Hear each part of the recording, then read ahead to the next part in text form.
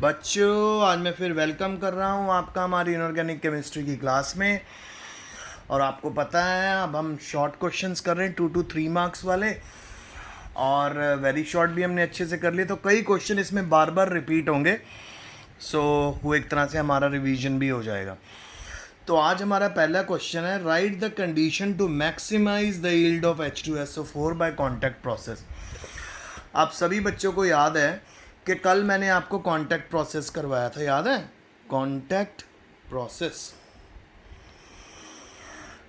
Process क्या होता है? H2SO4 की प्रेपरेशन। सो सिंपल, सबसे पहले हमारे पास बेटा सल्फर डाइऑक्साइड होता है। सल्फर डाइऑक्साइड, उसकी ऑक्सीडेशन करेंगे, फिर बन जाएगा सल्फर ट्राइऑक्साइड। उसको बेटा हम ट्रीट करेंगे H2SO4 के साथ, फिर बन जाएगा H2S2O7। ये हमारा आ गया ओलियम।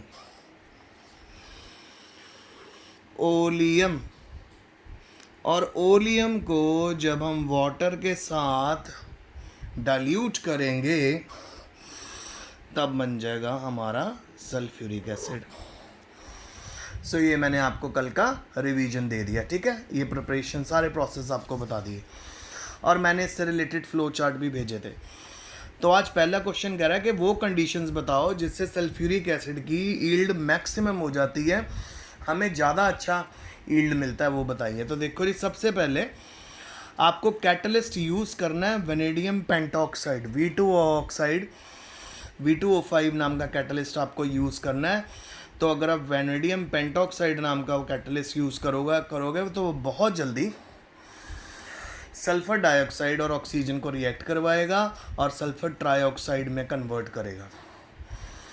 एक बार सल्फर ट्राइऑक्साइड बन गया हमारे पास, उसके बाद बेटा उसको सल्फ्यूरिक एसिड से ट्रीट करना बहुत इजी होता है, यानी हमारे पास ओलियम बन जाता है। ओलियम को वाटर से डाइल्यूट करना बड़ा इजी होता है और सल्फ्यूरिक एसिड बनना शुरू हो जाता है। ठीक है, आपको समझ आ रहा है जो मैं आपको बता रहा हूँ? यहाँ पे एक ले चार्टलर प्रिंसिपल भी फॉलो होता है, क्योंकि ये रिएक्शन जो है एक्सोथर्मिक है, रिवर्सिबल और show the decrease in volume according to Le Chatelier principal. लो, अब आप दूसरी बात देखिए, पहले तो सल्फर ट्राइऑक्साइड बनाने के लिए हमें वेनेडियम पेंटॉक्साइड यूज़ करना है, तो आप अपने माइंड में रख लीजिए कंडीशन। पहली कंडीशन है use of catalyst V2O5। Second condition है लो टेम्परेचर 720 केल्विन का टेम्परेचर लेना है, और थर्ड कंडीशन है 2 बार का प्रेशर लेना है। तो ये तीनों कंडीशंस अगर होंगी तो आपका कॉन्टैक्ट प्रोसेस बहुत फास्ट होएगा। लिख लें इसको, कंडीशंस फॉर गुड यील्ड। अच्छी यील्ड की क्या क्या कंडीशन है? नंबर 1 जी, V2O5 कैटलिस्ट यूज़ करना। नंबर 2 है बेटा 720 केल्विन का टेम्परेचर यूज़ करना। नंबर 3 है 2 बार का प्रेशर यूज़ करना। ये 3 कंडीशंस आपको अपने माइंड में रखनी है। कॉन्टैक्ट प्रोसेस आपको पूरा आना चाहिए, साथ में आपको उसकी कंडीशंस भी आनी चाहिए। अगर आपको उसकी कंडीशंस आती हैं, कॉन्टैक्ट प्रोसेस पूरा आता है, 5 नंबर का अगर आपको आ गया तो आपको पूरे नंबर मिलेंगे। ठीक है, तो नेक्स्ट क्वेश्चन पे चले। फॉस्फोरस की तरह नाइट्रोजन टेंडेंसी की शो करता है लिटिल कैटिनेशन के लिए। देखो बेटा, सबसे बड़ी बात है, नाइट्रोजन और जो फॉस्फोरस होते हैं ना, सेम एलिमेंट है, एक ही ग्रुप के एलिमेंट हैं, ग्रुप नंबर 15 के। अब क्योंकि नाइट्रोजन का साइज़ छोटा होता है, तो नाइट्रोजन के बीच में जो बॉन्ड, अगर सिंगल बॉन्ड भी बनेगा ना, तो वो बहुत जल्दी टूट जाएगा। और अगर फॉस्फोरस के अंदर हम सिंगल बॉन्ड देखें तो वो थोड़ा पावरफुल बॉन्ड बनता है। तो इस करके नाइट्रोजन लिटिल टेंडेंसी शो करता है कैटिनेशन के लिए, क्योंकि नाइट्रोजन में यूजुअली हमेशा ट्रिपल बॉन्ड बन जाता है, मल्टीपल बॉन्ड्स बन जाते हैं। क्योंकि नाइट्रोजन में मल्टीपल बॉन्ड बनते हैं, इस करके नाइट्रोजन हमेशा सपोर्ट करता है कि उसके अंदर ट्रिपल बॉन्ड बने और वो इनर्ट गैस इनर्ट स्टेट में रहे। तो नाइट्रोजन में कभी भी आपको कैटिनेशन 2 से आगे नहीं मिलेगी। फॉस्फोरस में आपको कैटिनेशन ज़्यादा क्यों मिलेगी? एक तो बेटा फॉस्फोरस के अंदर साइज़ बड़ा, दूसरा इसमें सिंगल बॉन्ड बनते हैं। और अगर मैं आपको एक इसका यूनिट बना के दिखाऊं फॉस्फोरस का, तो P4 ऐसे नज़र होता है। देख रहे, मैंने पहले भी बना के दिखाया हुआ बड़ी बारी आपको। और एक एक लोन पर ये कैरी करते हैं, 5 वैलेंसी होती है ना, तो ये टेट्राहेड्रन बनता है फॉस्फोरस का। और फॉस्फोरस की जो मेन फॉर्म है वो 3 तरह की फॉर्म्स मिलती हैं। एक होती है ब्लैक फॉस्फोरस, एक होती है रेड फॉस्फोरस और एक होती है वाइट फॉस्फोरस। सो क्योंकि फॉस्फोरस में सारे सिंगल बॉन्ड होते हैं, इस करके वो कैटिनेशन शो करता है। ठीक है, चलें आगे। फिर आगे भागे क्वेश्चन में कहता है जी XeF6 की हाइब्रिडाइजेशन भी बताइए और शेप भी बताइए। ये तो मैंने आपको बेटा बहुत अच्छे से +1 में करवाया हुआ है, सारी शेप्स। ठीक है, सो आपको पता है जिनॉन के अराउंड कितने इलेक्ट्रॉन होते हैं? 8 है ना। तो सबसे पहले तो बेटा आप ऑक्टाहेड्रल शेप जनरेट करो। ऑक्टाहेड्रल शेप बन गई 1 फ्लोरीन, 2 फ्लोरीन, 3 फ्लोरीन, 4 फ्लोरीन, 5 और 6। और आपको पता है कि अगर ये अपने 8 में से 6 इलेक्ट्रॉन यूज़ कर लेता है तो एक लोन पेयर बचता है इसके ऊपर। तो उस लोन पेयर को आप ऐसे दिखा सकते हो। सो फिर हम इसको कनेक्ट करते हैं। आपको एक पूरा +1 में हमने किया हुआ है, कोई नई चीज़ नहीं है आपके लिए। और ये देखिए ऐसे, याद है मैं बना के दिखाता होता था आपको। सो इस शेप का नाम है डिस्टॉर्टेड ऑक्टाहेड्रल।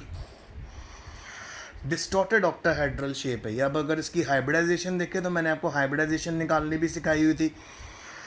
कोई भी सिंगल बॉन्ड हो, कोई भी डबल बॉन्ड हो, कोई भी लोन पेयर हो, कोई भी ट्रिपल बॉन्ड है, उसको एक ऑर्बिटल लेके चलना है। तो कहीं से भी शुरू हो जाओ, sp sp3d तो ये क्या बन गई? sp3d3।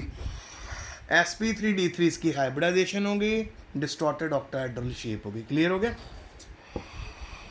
चलें आगे। अब फिर आपको अप्रोप्रिएट रीजन बताना है कि O2 पैरामैग्नेटिक है whereas O2 negative is diamagnetic. बेटा ये तो बॉन्ड ऑर्डर वाला क्वेश्चन आ गया।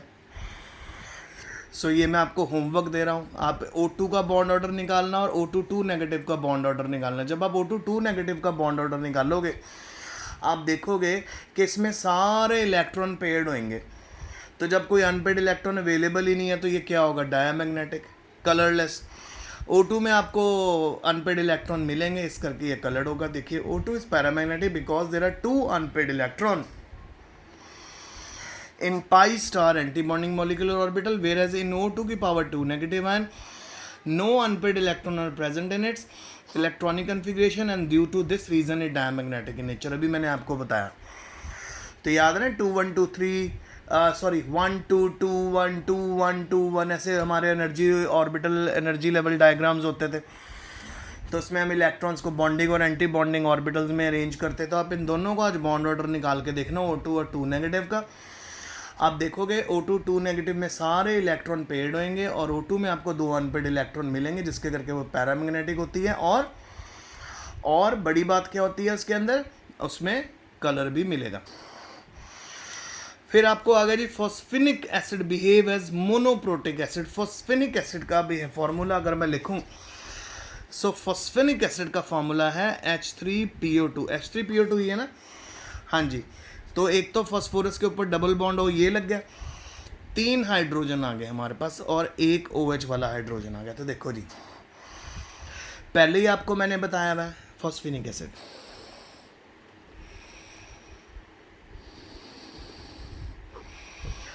पहले ही मैंने आपको बताया हुआ है कि जितने OH होता है उतनी उसकी प्रोटिसिटी होता है। तो फॉस्फेनिक एसिड में कितने OH है? 1।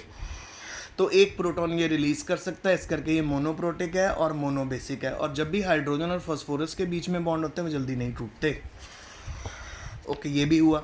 फिर उसके बाद आ गया जी स्ट्रक्चर बना दो जी XeF4 का और IF5 का, आपके सामने बना हुआ है। XeF4 का स्ट्रक्चर देखो बेटा, ये हमारा हो गया स्क्वायर प्लेनर, एक लोन पेयर ऊपर एक लोन पेयर नीचे। क्योंकि जिनोन के अराउंड कितने इलेक्ट्रॉन होते हैं 8, 4 तो उसने बॉन्ड पेयर बना लिए, 2 लोन पेयर हो गए, एक ऊपर एक नीचे, तो स्क्वायर प्लेनर। स्क्वायर इसको लिख लें आपके लिए, समझ आपको याद रहेगा, स्क्वायर प्लेनर। और दूसरी तरफ IF5 का अगर हम स्ट्रक्चर देखें तो ये है स्क्वायर पिरामिडल।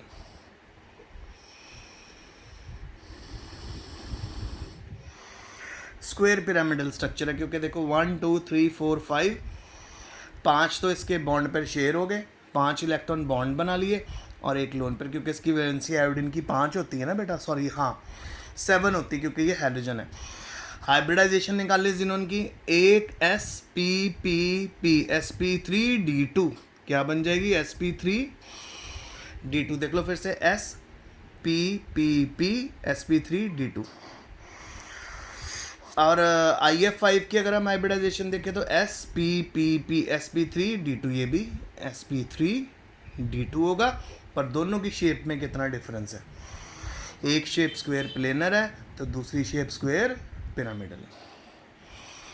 ठीक है, सो यहाँ पे हमारा आज का लेक्चर खत्म हो गया। अनॉमलस बिहेवियर नाइट्रोजन का आपको पता ही है। लास्ट क्वेश्चन कि जिसका साइज छोटा होता है और उसकी इलेक्ट्रोनेगेटिविटी बहुत ज़्यादा होती है, वो अपनी वैलेंसी एक्सटेंड नहीं करता, एब्सेंस ऑफ d ऑर्बिटल, और वो हाइड्रोजन बॉन्ड्स बनाता है। तो आज का लेक्चर यहीं तक है। Study well, study hard.